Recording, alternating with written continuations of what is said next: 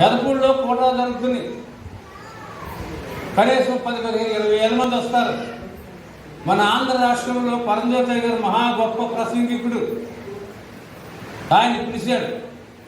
ఆయన పిలిస్తే ఆయనకేదో కొంచెం అర్జెంట్ పని వచ్చి, ఇస్మాయిలేదన్నా నేను మీ మీటింగ్కి రావట్లేదని టెలిగ్రామ్ పంపించాడు.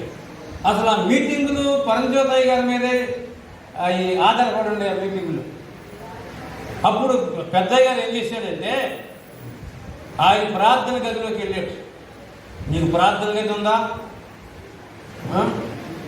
నీళ్లు కట్టుకుంటున్నావు లక్షలు పెట్టి, నీకు ఒక గది ఉండాలి.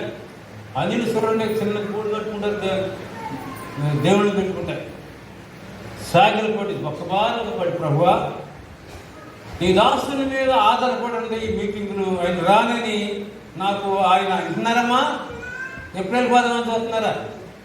సమృద్ధిగా భోజనం తిన్నాం, రేపు పర్వాలేదు, దేవునికి స్తోత్రం. ఈ మీటింగ్లో ఆయన మీద ఉండేది సాగిల పడి బొక్కబాగా పడి కన్నీళ్ళు కాసి ప్రార్థన చేసి ఆమెని లేస్తే మళ్ళీ టెలిగ్రామ్ వచ్చింది. ఎవరికి? ఇస్మాయిల్ గారు.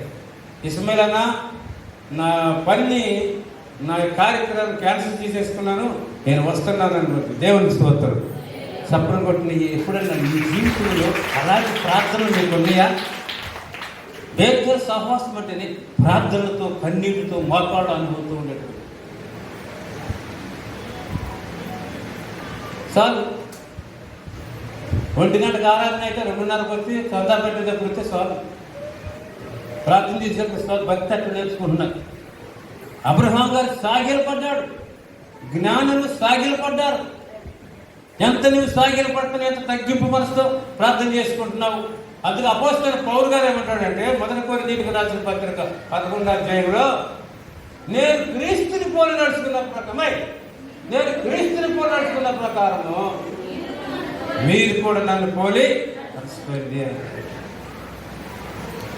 ఏమైనా క్రీస్తు పోలికలు ఉన్నాయా? క్రీస్తు పోలికలు అంటే మీసాలు పెంచుకుని గడ్డలు పెంచుకుని నేను వేసుకునేలాగా ఉన్నాను అంటారు. నీ హృదయాంతరంగం ఏమో